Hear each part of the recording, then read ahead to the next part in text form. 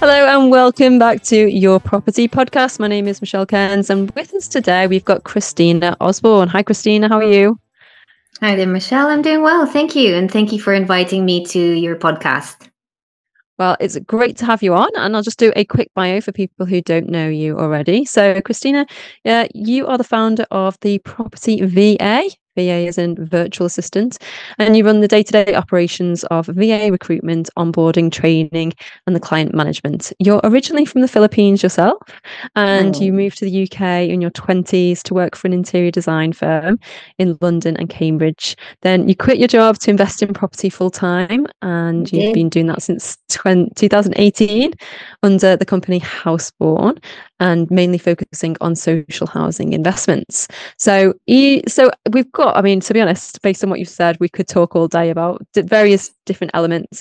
But what I'd like to focus on today is obviously your background with the virtual assistant company and how you kind of got into that. And I think you're in a very unique situation, really, because obviously being from the Philippines yourself, setting up this business, being in property, it's like you've got this perfect just combination of different skill sets and different experiences. So let's dive into that today.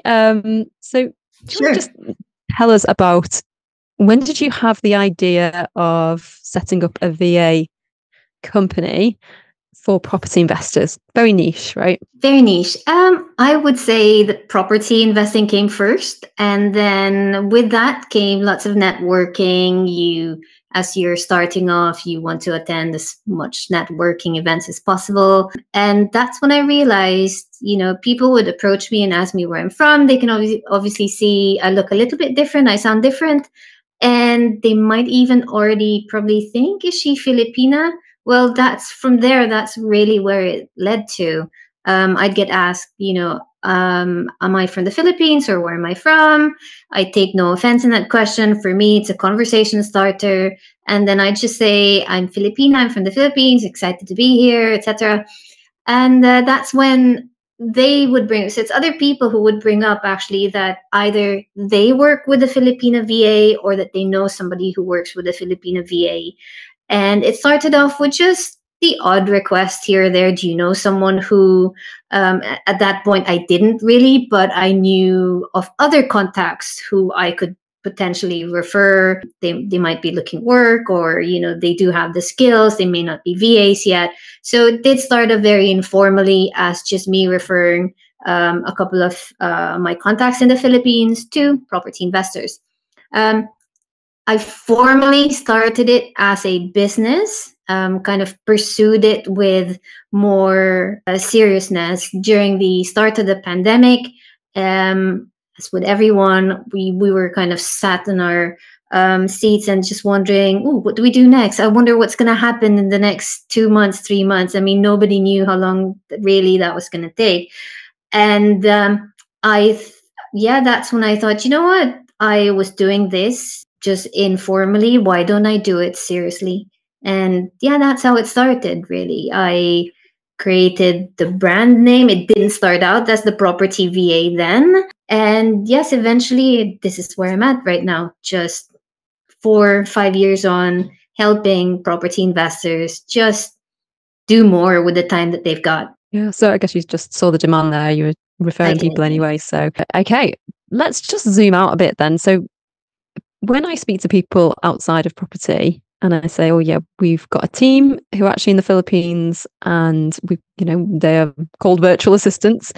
For anyone outside property who are in a kind of corporate day job, this is a crazy idea to them. And, it's not very common, whereas it seems to be in the property industry, especially the property education world, if you like, and that everyone's got a VA, and it's very common. There's a lot of talk about it. I think it's divided into people who know about VAs and people who've already got VAs in their team. Yes. So why do you think that is? I know the answer to that, although I've never actually been asked that question before.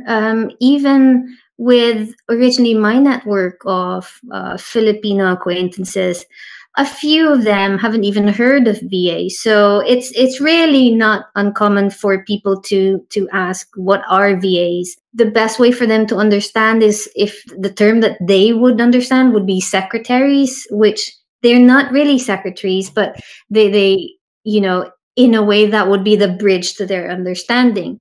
I think more people now understand what VAs are since the pandemic because everyone was working remotely and everyone became virtual staff essentially at some True. point, right? Before we all opened up. I think, particularly with property investors, why they knew about VAs before other people did is the way that a property investor ventures into property. It's usually a solo venture. They're not going to start a company and start thinking formally about staffing and recruitment and all that.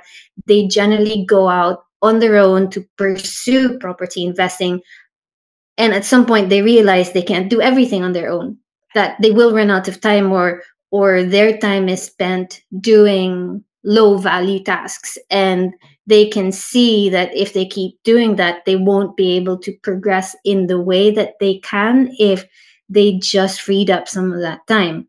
So I think it's really perfect for property investors in just the way the pursuit is from beginning to kind of the way it progresses, that because it's a solo venture for the most part. They might have a business partner or what, but for the most part it starts off as a solo venture, and that's really how they discover they're running out of time pretty quickly, and Yeah, I that's where think you're VAs right. come in. I think you're right there. I think it's about, I'd say, I wouldn't know what percentage if I had to guess. It must be Yeah, something like 80% plus are basically one man bands, one woman bands, one women bands, and they're on their own, right? So they're on their yeah, own and they're doing the side hustle. They might have a corporate job, and then they think, okay, how hard can property exactly, investing be, exactly. right?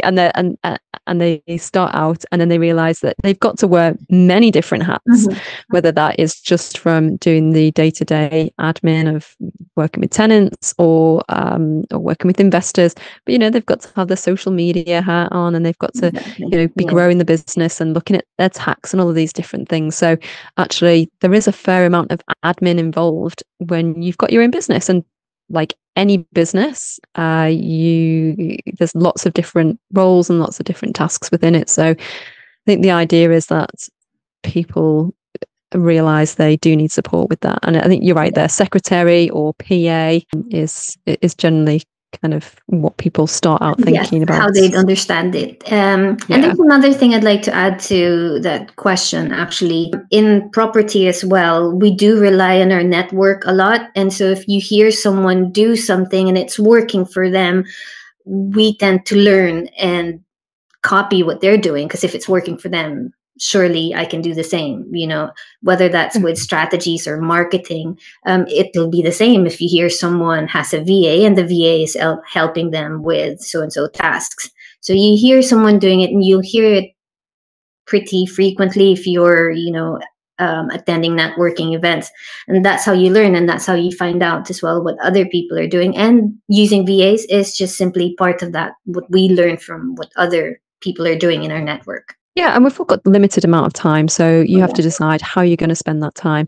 And people might think, okay, we've all got the same 24 hours in a day, exactly. but I like to think of it as if you've got 24 hours in a day, but actually you spend an hour of that cleaning your house, if you can buy in a cleaner for, to come in and you pay them £15 for that hour, you've bought an hour of your life back for Exactly. £15.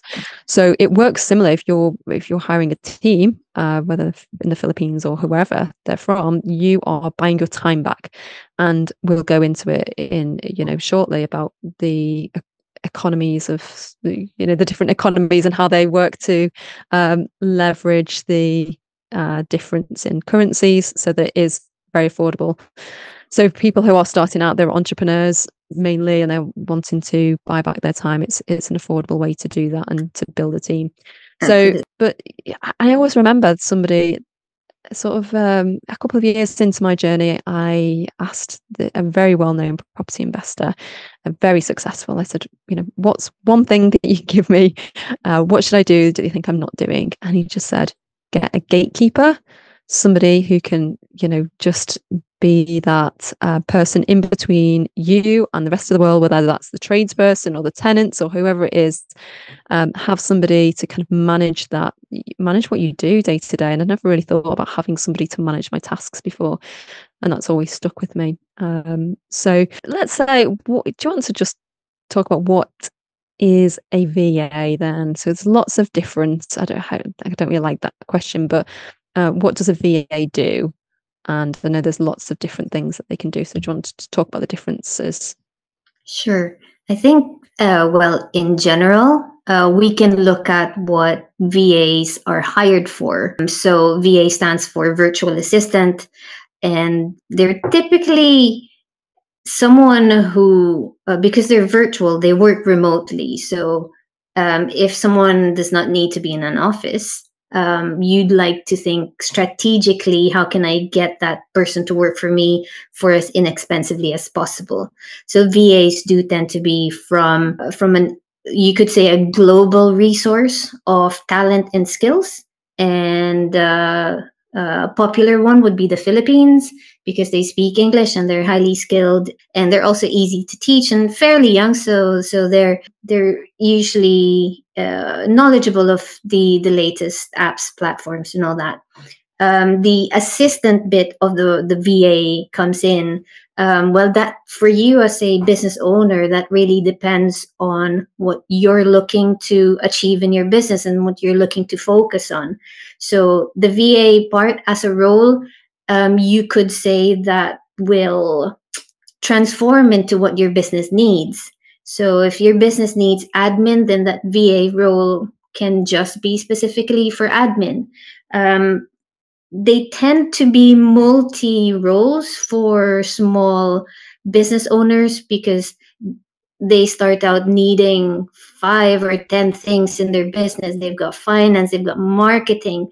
So a VA can be a chameleon of sorts, although I do tend to discourage small business owners thinking of VAs as like a one brush or one tool for everything in their business. But it does tend to start out like that, because a small business owner, especially someone who doesn't have experience in HR recruitment, they'll tend to think that that one VA can do everything else that they're not able to do in their business. I don't know if this is answering your question, but essentially a VA is a blanket term for someone who you bring into your business, who doesn't have to be in the same room as you, same office. They're really there to provide remote support. And I would say the distinction really comes in from you as a business owner, what you identify as what your business needs and what you're hiring the VA for. Yeah, I think let's just take the virtual bit out and say, Yeah. okay, in the UK, I've got an assistant, right? Well, what do they do? Well, what do I give them to do, right? So you're right, there's a blanket term of assistant. I think VAs, how I see it, they tend to kind of fall into two categories. One is general admin doesn't really require any specialism. You can train them on general admin. And then the other section is really very specialist. So they might have specialist skills within social media or bookkeeping or video editing, but you can't expect somebody who's just doing general admin to have all of those skills, right? It's like anybody you hire for the skill that you want. So it's really important to be clear on what you need before you go ahead, right? So what do you advise people doing? So let's say they know they need some help within their business, they need some admin support, or they need some skills. What are kind of the first steps in people deciding what they need? Because I think sometimes people rush into getting hiring a VA, and then they think, well, okay, the VA is going to tell me what to do, right? It doesn't work like that. You could start off with 2 directing questions. The first one is are you looking for a VA to free up your time, or are you looking for a VA to address a specific issue in your business? Like you mentioned, is it bookkeeping? Is it marketing? Is it SEO? So you'll always start off with, what do you urgently need in your business? Is it a time issue, or is it a specific, it's not so much skill based, but kind of function based in your business that you need addressing to straight away? Then if it's the latter, which is, there's a specific operation in your business that needs addressing, then the first thing you do is identify what that is and find a VA with that specific skill. And that definitely is going to be a specialized VA. And they'll typically not work for you on a salaried basis. They'll work for you for the thing that you need addressing and fixing, and either be gone or come back routinely to address that specific issue. Now, if it's a time issue, you're drowning in admin, you're drowning in filing or documentation or responding to emails, then really the additional questions that you should be asking would be, well, which of these tasks are low value, repetitive, and time consuming for you? So these are the tasks that essentially a more general admin VA can then take over. So you're not being too specific about a particular business operation. You're just running out of time, and tasks keep falling off the table and not being addressed. And really, while these tasks do not pay you as a business, they still need to be looked after. I hope that answers the question. Yeah. So I just want to pick up on what you said about low value there, because as you say, these tasks need to be done, right? So what we mean by low value is that somebody else can't do that. So the opposite of low value, obviously high value, might be income generating tasks. It might be speaking to vendors, speaking to investors, and analyzing a deal. That's not something you can outsource, right? So as you said, as entrepreneurs who are on their own, really need to be very mindful of the time that you have got available and how you use it. Are you setting yourself up for success in what you're doing and using your time wisely, or are you just wasting it doing admin tasks that somebody else could do? So yeah, I just wanted to make that distinction there between high value and low value, and give an example. So we've got a team of VAs that we've had for a few years now. So Jean's been with us over 3 years, full time. We've got Ivy full time and Ruby full time, and we have got Kesh part time. And then we've also got, so they're all doing admin roles mainly, and in various different capacities. But we've also got Jason, who's video editing for us. So he will edit this video to put on the podcast, and that's obviously more specialist. So we've got people at different levels and different specialisms, different areas, but he'll just kind of come in and do the odd video for us. He's not full time, whereas the others are. So yeah, there's lots of different roles there that I want to encourage people to think about the different areas that somebody can help them in their business. Let's jump to go on. Oh, sorry. I was going to add, all of this while the VAs are looking after low value tasks, what you're doing as a business owner is you're doing a high value action by identifying which of these tasks can you let go of, can someone else take over. So identifying that some tasks are low value is in itself a high value action, and all you want to do is with a high value action, implement that in the most inexpensive way, and typically that then ends up being outsourcing it to a VA. Yeah, and it's funny, isn't it? What you think of as like only I can do it. Actually, a lot of the time there is someone else who can do that just as good as you. And we were away last week skiing, and in order to actually take some time out, we realised that actually one of the team could do a job that my partner would normally do. And suddenly it was like, wow, why have we waited so long?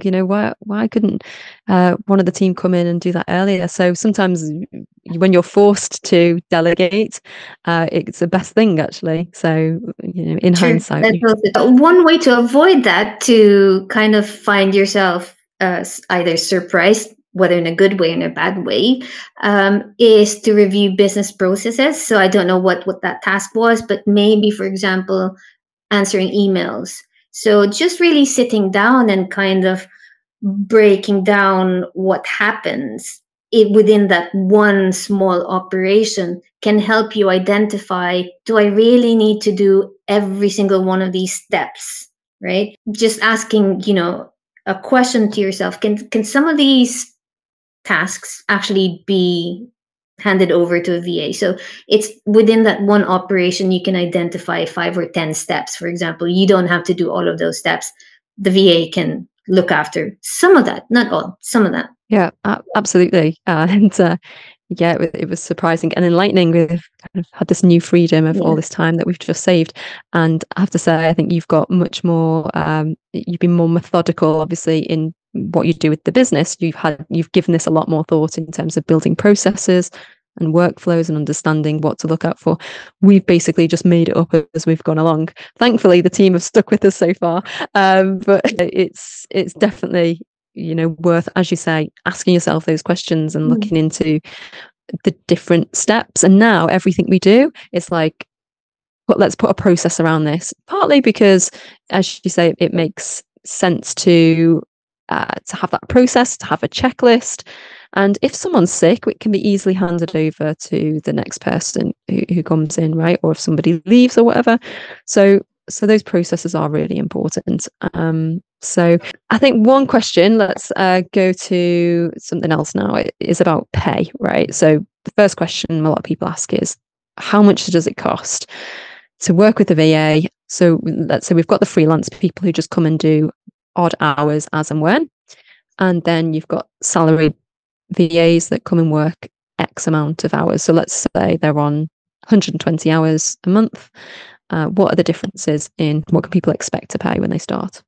Sure. Well, someone who works for you on a salaried basis will generally command the lowest hourly rate because they don't need to hustle to find multiple clients to work for, to supplement, not to supplement, but kind of to receive the monthly income that they need to essentially live. So someone who's on a monthly salary is someone who's happy in exchange for a lower hourly rate, someone who has more consistency in their income, and they don't need to advertise their services to people on Upwork or Fiverr because they already have either part-time or full-time working for one client that pays them a monthly salary. The various rates on this one would be anywhere between, I'd say, £2 to £4 an hour. But there's always the difference between market rate and, well, what do you pay to keep your VA, right? So I'd say ultimately you pay what your VA needs to be very happy to stay with you. If the VA is worth what they do for your business, then really I would not look at market rates. I'd look at what makes my VA happy. On the second issue, if it's a VA who you only bring in to work on your business as and when you need them to, like you mentioned, video editing, for example, well, then you're not going to be hiring this VA full-time unless that's what you do as a business. You'll probably bring them in, I don't know, 5 to 10 hours a month, or depending on how many videos you publish or post out there, it certainly will not be full-time, which means that they will need to hustle. They will need to work with multiple clients, 10 or 20 or whatever it is, to have a regular monthly income. So it's a bit like, I guess, the difference between a single-let and like an HMO. You'll have voids more often if you need to work with multiple clients.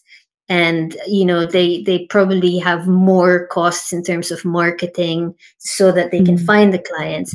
Depending on the task that you're looking for, this could be video editing, this could be Facebook ads, this could be any sort of specialized skill like bookkeeping. You're likely to look at anywhere between, or as low as maybe £6 or £8 an hour to up to £20 or £25 an hour. The more that you hire the VA for in terms of hours, the more you can negotiate a lower rate. It's as simple as that. Yeah.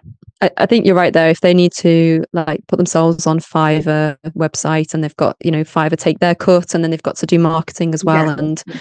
And then there's going to be that higher cost there. So for people who are, that maybe there's people listening to this who are new to the world of VAs and they're thinking, right, okay, so the starting salary is like £3 an hour. For a lot of people in the UK, that's a bit jarring. I think £3 an hour, how could anybody live off that? But right, they're not living in the UK, right? So they're not having to pay what we pay in terms of our cars and houses and the lifestyle that we have here in the everything that comes with that. So can you just dig into that a bit? Because obviously you're from the Philippines, so £3 an hour in the Philippines is around kind of minimum wage, £2 to £3. And then let's say £7 an hour. Am I right in thinking that's about like a junior doctor level or somewhere around there? How can we compare that to? I Any? I can't comment on junior doctor salaries, whether here in the Philippines. I can comment on perhaps living wage and lifestyle in the Philippines. Yep. I go to the Philippines, well, since the lockdown, around once a year. And even for me, I am surprised at how low the salaries are in the Philippines.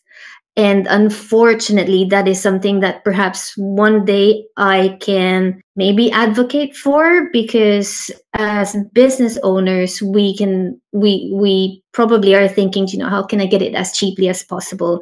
And I'd say that really the healthiest minimum that you should be paying your VA right now is about £2.50. Don't go any lower than that, because you are putting your business at risk of having a VA who will jump ship as soon as they get a higher hourly rate. But also, really, even the current salaries that we pay, like we as in the industry pay VAs in the Philippines, I feel we can upgrade that more. But I know that the industry will probably be resistant to that. So I also have to mind the other side of the equation, because they've got to live together. Like, the businesses need to want to pay that hourly rate, and the VAs also want businesses to remain healthy financially. So that's like the balancing act that I have to do. In terms of the lifestyle, I can tell you that even at £2, even £1.50, that is scarily higher than a lot higher than the minimum wage in the Philippines right now. Wow. So yes, and employment laws are not that strictly followed in the Philippines. So there's a lot of abuse that can go on. It's definitely a lot of progress still needs to happen in the Philippines in terms of protecting rights of employees. I'd like to think that what we do, that includes everyone in the property who supports, paying for VAs, we are in fact helping them to kind of escape a lot of what can be seen as really just low and degrading work. In the Philippines, it's strange, because I think in the Philippines so many things are so cheap and inexpensive, like eating out, paying for human labor, you could say, is so cheap. Whereas actually, if I look at rent and property prices, it is surprisingly at level with what we pay here in the UK. What the Filipinos have is that they have a lot of family to support them. So it's a multi-income household that enables them to live at the lower salary that we think looks impossible to live off on. They're able to do that because the Filipino culture is generally, we help each other out. So we're not like one single unit of family. There are usually multiple units that support the cost of paying rent, right? Or we're not even talking about buying properties, but just paying rent and paying electricity, and thankfully it's a warm country, so they don't need to pay for gas and heating. Very warm at the moment, I hear. Very warm, but so give us an example. If someone's to go out for a meal, Like, how much would that cost there? Or some examples of like what the lifestyle is. I'm going to sound silly when I bring this here, but there's a fast food chain that's number one, higher than McDonald's in the Philippines, that they do kind of have branches international, right? Because they know that there are Filipinas worldwide and all that. It's called Jollibee.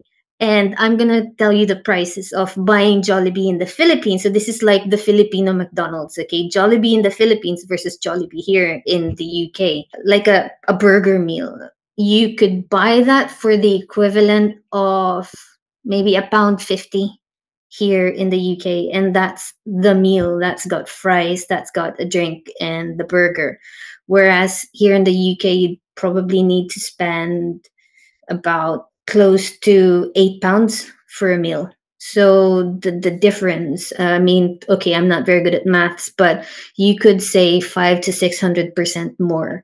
That's for eating out. So that would be that case. Yeah. Yeah, I think my question is like a comfortable lifestyle in the Philippines in terms of taking. I thought I'd no. I did ask a very specific question. I guess what I'm just trying to get at is, some people might have issues with that amount, like say £2 or £3 an hour, thinking, well, how can somebody live off that? But actually, they can, right? Am I right? They can, but I'm going to say that their lifestyle is nowhere near what we're used to and what we're comfortable of. And there is no government support like we get here in terms of, let's say, job seekers allowance or benefits such as that, and housing or the NHS even. Yeah, true. They don't have that in the Philippines. So it's a difficult one to discuss and explore because there's so many layers to it. There's a million things that are insanely cheap in the Philippines. Top would be pleasure, eating out, and human labor is so cheap. But everything else, I'd say, costs exactly the same as we have to pay for here. Yeah, that's it. Okay. And but I guess some of the other benefits for the Filipino VAs out there and is the flexibility of work. So not having to go to the office and, as you say, work for other companies that don't have the same work ethics as we might in the UK, and having that flexibility of working from home on the hours they want, at the time they want, and there's pros and cons to both sides, right? Absolutely. Yeah. Okay, so let's have a look at, in terms of tasks, what typical tasks. So let's say general admin. What sort of tasks would you suggest for property investors that a VA can be trained in? Again, anything that's low value, repetitive, and time consuming is something that you can outsource to a VA. It's also very strategic on you as a business owner to start off with these tasks, because it means that you can easily create processes and training for these types of tasks, because you know that they are something that the VA will be doing repetitively, and you don't need to communicate new instructions frequently and hop on and off a call, because it's something that you do once, the VA will keep repeating after they kind of mastered the routine. But in terms of identifying other tasks that you can outsource to VAs, there's additional questions you can be asking yourself, such as, what do you hate doing? What do you not have the skills to do? So you hate to do them, you can't do them. And, even if you love doing it and you can do it because you've got the skills for it, the third question is, should you really be doing it? Because, like you mentioned earlier, could you have better use of your time? Could you be paid more for that same amount of time if that time was freed up by delegating that to a VA? You can pursue something else of a higher value task. Yeah, it's so give people an example of, we've got some HMOs and spare marine management. Generally, it's the same questions that come through all the time. So it's just copy and pasting and just managing that process of the tenant onboarding. that is now kind of very slick in our system, and there's very few questions that come back to us. It's all automated. So from when somebody gives notice to putting the advert up, to managing the income inquiries, to then the AST, and then when they move in. So that process is very automated for us now. So yeah, we could sit here all day looking at different tasks. But if anyone does want a list of tasks, we can supply one with you. So just look in There's also free resources on my website that they can download for a list of, property and non-property tasks that you can outsource to VAs. Right. And in terms of property, obviously it's finding deals and looking at investments can be quite complex. So what kind of level do you, I suppose it's depends for everybody, but like we like to see our VAs as part of our team, and as much involvement as they would like, we will encourage and appreciate and support them in their growth as well, because it's useful for their own CV, for their own skill set to get involved. But there's a level, right? And you can't just like drop somebody in and expect them to like find deals for you on day one. So how do you manage that process of the training process, I guess? I like this question a lot, because when I address this question, it answers so many things about how to work best with VAs. Because like you mentioned, you can't just get the VA started on day one with tasks that's really beyond their scope or capability. I'd go back to you as a business owner to identifying which of the processes in one specific operation can you delegate to a VA. So in this instance, in your question, finding property deals. If as a property investor, you sat down and think about, well, what actually happens? What goes on in finding a property deal? Hopefully you'll arrive at realizing that there's two main processes that are happening here. One is marketing and the other is sales. So the sales bit that involves the negotiation, closing the deal, making a sale, essentially getting the vendor to agree on whatever either price or offer or creative strategy you're proposing. That is something that is going to be super hard to teach to a VA. So I wouldn't even recommend that you did that. You wouldn't want the VA to replace you on that aspect of finding property deals. If you think about, likely you spent thousands of pounds to educate yourself and to train yourself into understanding how to carry out this property strategy or investment strategy. Think how much you're paying the VA. And is it really reasonable to think that you can replace a VA with what having gone through and invested in the education that you invested in? Unlikely. I definitely will not recommend it. Marketing, however, you've heard it a few times. Property is a numbers game. And when you think about what it means to be a numbers game, it means you want to do, a quantity, a volume of actions that will require something that's obviously going to be time consuming, because it's a numbers game. You just want quantity. Quantity. And then you think about, well, what do I need to do to build a pipeline of leads that I can pursue? That's going to take a lot of, crawling through Rightmove, getting numbers of LinkedIn or Spareroom or Gumtree or whatever it is that you need to do. And it's volume. It's really a numbers game. That's when you can look at, is there some of the processes here that I can outsource to a VA? There's plenty. That's when you can look at property finding or property acquisitions as dividing it into two processes, marketing and sales. Sales, you look after that. That's high value. You can't replace yourself. You can't replace your advisors, your power team, your mortgage broker, your builder, your planning consultant. All of that you will need to get involved in to be able to negotiate properly the deal that you're trying to form. The VA can look after the time-consuming bit of property finding, and that's marketing. Great. Okay.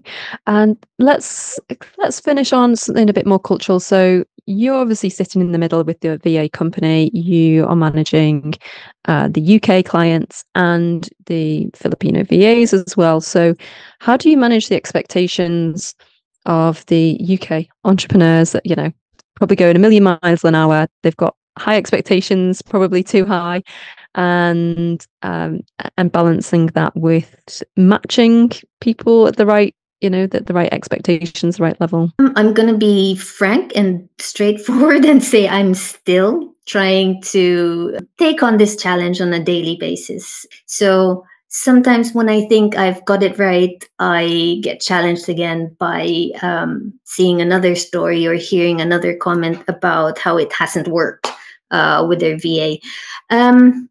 I'm going to say that if you educate yourself as much as possible and really explore this area of outsourcing and delegating and leveraging anything that could be leveraging software or leveraging someone else's time to help you understand how best to minimize frustration in this venture and this adventure. When it comes to VAs, maybe sometimes you'll have to go through trial and error in terms of understanding and realizing what you should or could have done when it comes to VAs. But then again, we're also here to provide free advice and support. And there's many other businesses like me that do VAs for small business owners, including property investors.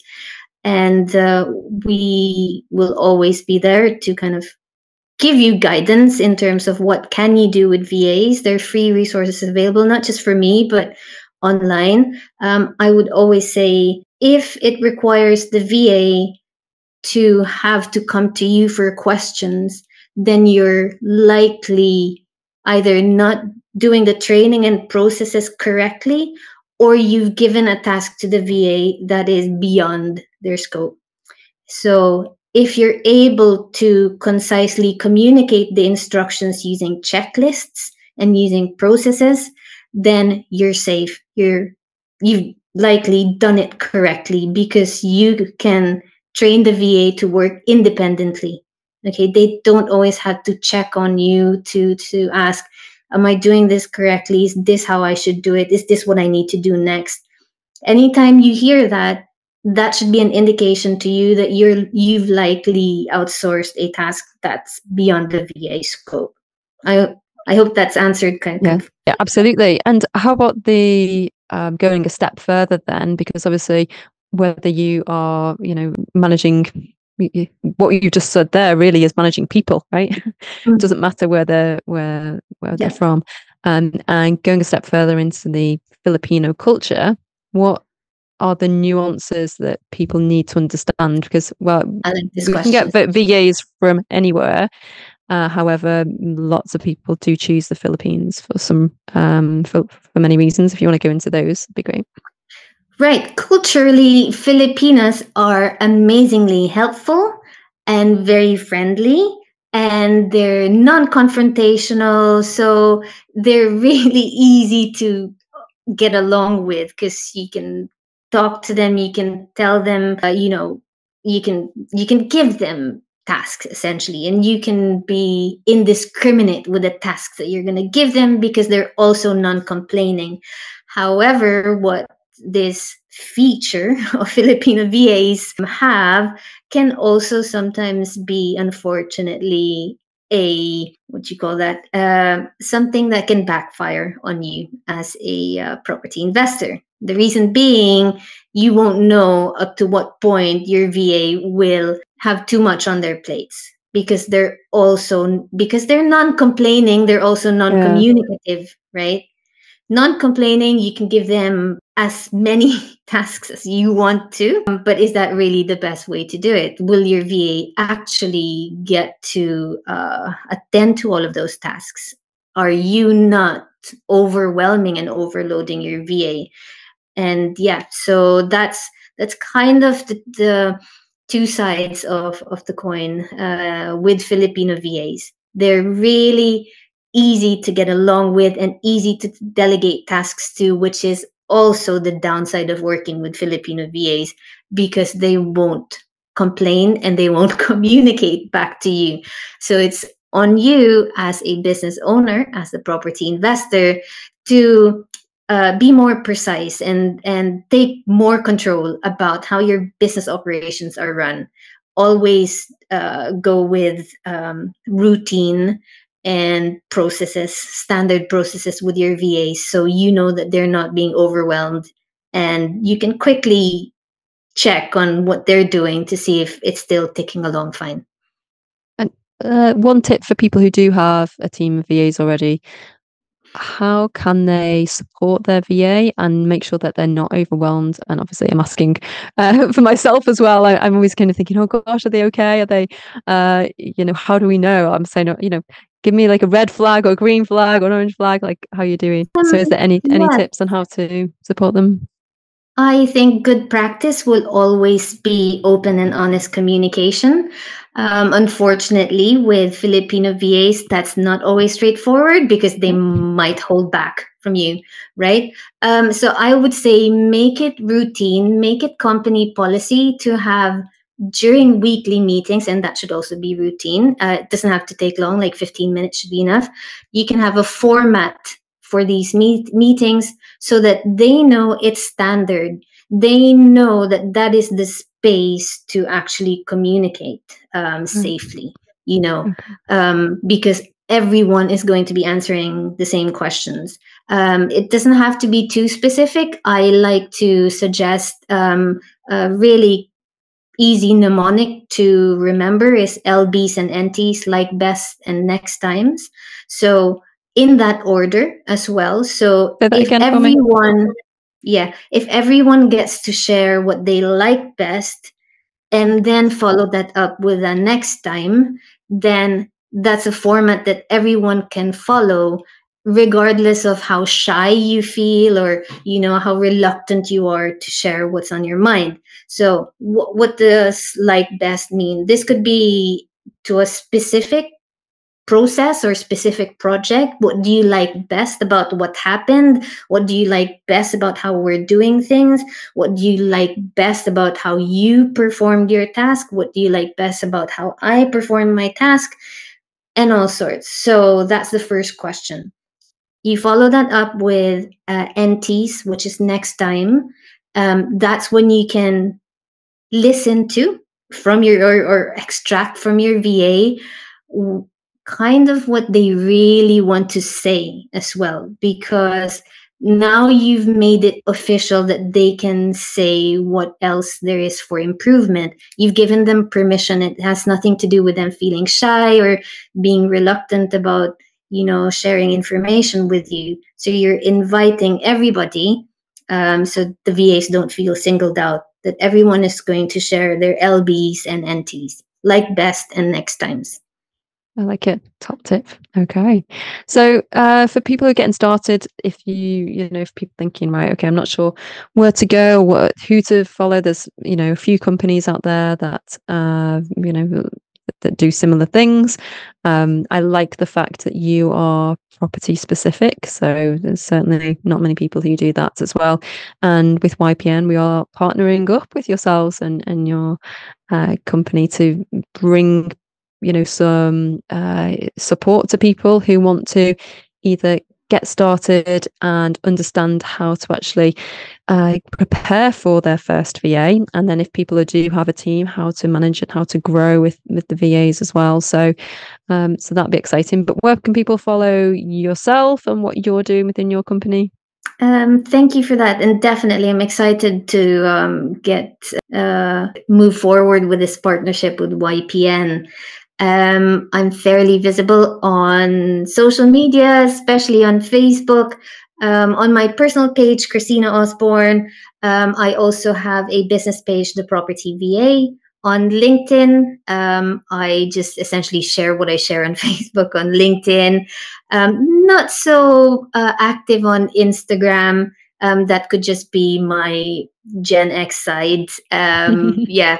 But honestly, I share lots of information and tips on for all property investors, regardless of where they're at in their journey, whether they have worked with VAs before and are happy with it, fantastic, congratulations. Or they're working with VAs and they're running into a few issues there, or they haven't worked with VAs and they don't know where to begin. So yes, I am more than happy to help anyone along. Fantastic. We'll put links to all those in the show notes, and we'll be doing a follow-up article for the YPM magazine as well in a couple of months' time, which will have even more tips and tricks and insights in that as well. Because honestly, we could talk all day about this, and I know there's lots of questions around this, not just how to get started, but how to manage and how should I give them a pay rise? Oh, we could go on and security on and on forever. But I think that gives everyone a good taste into the world of VAs and working with remote assistants and growing their business in a different way than the norm. So exciting times for both of us, and everyone who's listening, watch this space on what's happening next with our partnership. So we'll put links to everything in the show notes there as well. So Cristina, thank you so much for your time. We look forward to working with you again soon. Thank you too, Michelle. And for everyone else who is not yet a member of YPN, then do click the link in the show notes to join and find out more about what we're up to. Take care for now, guys. Bye-bye.